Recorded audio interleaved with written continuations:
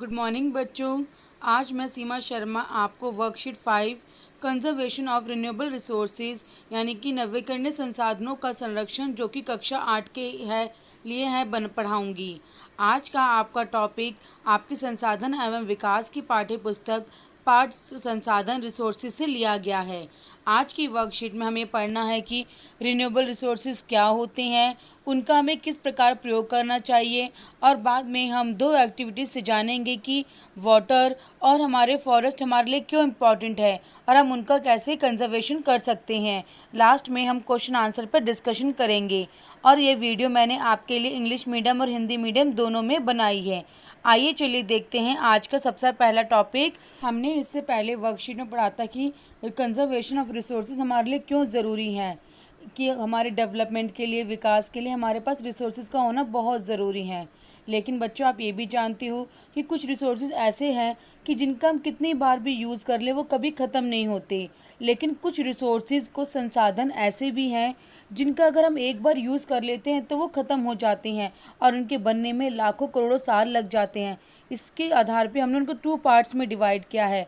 नवीकरणीय संसाधन यानी कि रिन्यूएबल रिसोर्सेज, अनवीकरणीय संसाधन नॉन रिन्यूएबल रिसोर्सेज कहा जाता है उनको। आइए चलिए देखते हैं नवीकरणीय संसाधन मतलब रिन्यूएबल रिसोर्सेज क्या होते हैं। नवीकरणीय संसाधन रिन्यूएबल रिसोर्सेज वो रिसोर्सेज होते हैं जिनका हम बार बार प्रयोग कर सकते हैं। लेकिन ये नवीकरणीय रिसोर्सेज रिन्यूएबल रिसोर्सेज ऐसे भी होते हैं कि इनका हम बार बार प्रयोग तो कर रहे हैं, लेकिन इनकी जो भंडार हैं, इनकी जो सोर्स हैं, वो धीरे धीरे इनसे प्रभावित इफेक्ट हो सकते हैं। जैसे कि हमारा जल है, हम बार बार प्रयोग कर लेते हैं लेकिन ये गंदा हो जाता है, धीरे धीरे पानी कम हो रहा है। मिट्टी, हम उसका प्रयोग करते हैं लेकिन धीरे धीरे मिट्टी भी पॉल्यूटेड होती जा रही है। हमारी हवा जो दिन रात बहती रहती है, कोई कमी नहीं है, लेकिन फिर भी पॉल्यूटेड हो रही है। हमारे पेड़ पौधे बार बार हम काटते हैं, उग जाते हैं, लेकिन फिर भी हमारी कुछ लापरवाही से इनके जो सोर्स हैं, इनके भंडार हैं, वो आजकल प्रॉब्लम में आ गए हैं। इसीलिए रिन्यूएबल रिसोर्सेज का भी हमें ध्यान से प्रयोग करना चाहिए।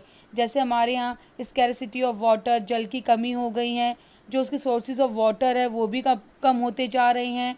उसी प्रकार हम दिन रात पेड़ पौधों के लिए, जंगलों के लिए काट रहे हैं बार बार उनको, तो इससे क्या है, हमारे नेचुरल डिजास्टर हो रहे हैं, बार बार बाढ़ आ रही है हमारे यहाँ, तूफान, आंधी, ये सब क्यों आ रहे हैं? क्योंकि हमारी नेचर डिस्टर्ब हो रही है बार बार। तो हमें इसीलिए अपने रिन्यूएबल रिसोर्सेज का बहुत ध्यान से प्रयोग करना चाहिए ना पड़े। आइए चलिए देखते हैं इसकी अगली एक्टिविटी क्या है। अगर धरती पर पीने योग्य पानी कम हो जाए तो क्या होगा? हमारी धीरे धीरे जो लाइफ है वो ख़त्म हो जाएगी, क्योंकि हर किसी को ज़रूरत है, चाहे पेड़ पौधे हो, जानवर हो, चाहे हम और आप हो, हर किसी के लिए वाटर ज़रूरी है।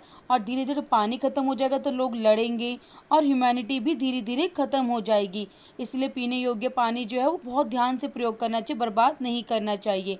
उसके बाद एक्टिविटी है हमारी कि अगर फॉरेस्ट हमारी अर्थ पे ख़त्म हो जाएंगे तो क्या होगा? फॉरेस्ट का मतलब क्या होता है कि पेड़ पौधे, उससे एयर पॉल्यूशन बढ़ जाएगा। जंगली जानवरों का घर होता है वो, तो वो कहाँ पर आ जाएंगे रहने के लिए? सिटीज़ में आएंगे, जिससे कि ह्यूमन की लाइफ डिस्टर्ब होगी। और पेड़ पौधे ही वर्षा लाते हैं, रेन लाते हैं।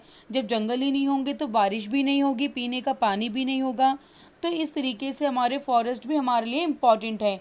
आइए चलिए देखते हैं कुछ रिसोर्सेज के कंजर्वेशन में हम कैसे अपना योगदान दे सकते हैं। जैसे पहला है जल का संरक्षण, यानी कि पानी का बचाव। हम पानी का बचाव कैसे कर सकते हैं, इसमें आपको नीचे 3rd और 4th पॉइंट में लिखना है। जैसे पानी का हम पीने के पानी को गाड़ी या सड़क धोने के लिए यूज़ ना करें। डेली यूज़ के पानी को यूज़ करते समय हम टैप को बंद कर दें, नल को बंद कर देना चाहिए, लोगों को समझाना चाहिए। सब्जियां और जो फल धोते हैं उस पानी को पौधों में डाल दें। उसी प्रकार हमारा जो भूमि है, हमारी जो लैंड है, उसका कैसे यूज़ करना चाहिए। चिप्स कुरकुरे हमें जो पैकेट हम खाते हैं वो इधर उधर ज़मीन में ना डालें, क्योंकि उन्हें गलने में बहुत टाइम लग जाता है। हम अधिक से अधिक पेड़ लगाने चाहिए और हमें आसपास कूड़ा डस्टबिन में डालना चाहिए, ना कि आसपास फैलाना चाहिए।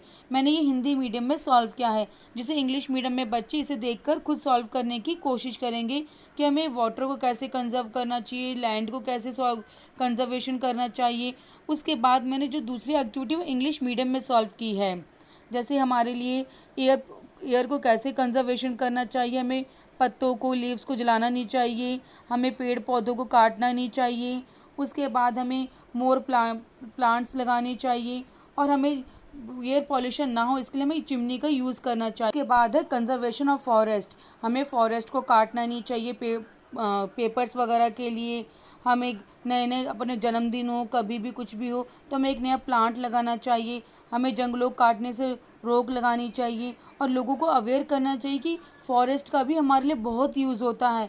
इस प्रकार हम conservation of forest and conservation of air कर सकते हैं, और इसे हिंदी मीडियम के बच्चे खुद सॉल्व करने की कोशिश करेंगे। आइए चलिए देखते हैं इसके बाद का पहला प्रश्न, नवीकरणीय संसाधन किसे कहते हैं? What are the renewable resources?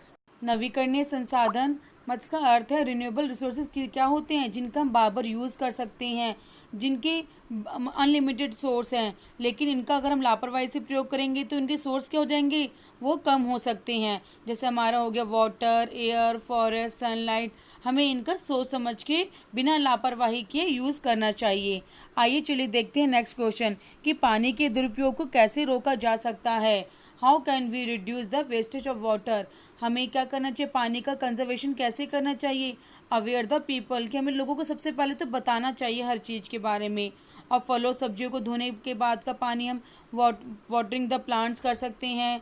Don't waste drinking water, पीने के पानी को बर्बाद नहीं करना चाहिए। और सबसे बड़ी बात, अगर गवर्नमेंट और हम लोग इस पर फाइन लगा दें तो कोई भी हमारा पीने का पानी या कोई भी पानी हो, चाहे वो पेड़ पौधों के लिए, उसे बर्बाद नहीं करेगा। आइए देखते हैं थर्ड क्वेश्चन, जंगल के संरक्षण के लिए आप क्या सुझाव दे सकते हैं?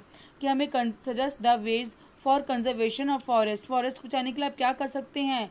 कि हमें स्ट्रिक्ट लॉ बनाने चाहिए, गवर्नमेंट को फ़ाइन ज़्यादा लगाना चाहिए, और यहाँ तक कि जंगलों में जाने पर लोगों की पाबंदी लगा देनी चाहिए, और जंगलों के जलाने पर रोक लगा देनी चाहिए, और जंगलों को केवल घर बनाने के लिए, फैक्ट्री बनाने के लिए नहीं काटना चाहिए।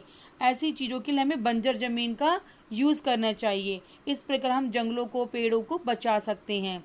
आइए चलिए देखते हैं अगला क्वेश्चन, क्या फ्यूचर के लिए संसाधनों का कंजर्वेशन ज़रूरी है? हाँ, क्योंकि जैसे हमें अपने डेवलपमेंट के लिए हमें रिसोर्सेज की ज़रूरत पड़ी, ऐसे हमारे आने वाली फ्यूचर जनरेशन को भी चाहिए, ताकि आप लोग जब बड़े हो तो अपना डेवलपमेंट कैसे करोगे जब आपके पास रिसोर्सेज ही नहीं होंगे? तो इसीलिए हमारे रिसोर्सेज का आप लोगों के लिए होना भी बहुत ज़रूरी है, क्योंकि इनको बनने में कितना समय लगता है? लाखों करोड़ों साल, सालों साल लग जाते हैं।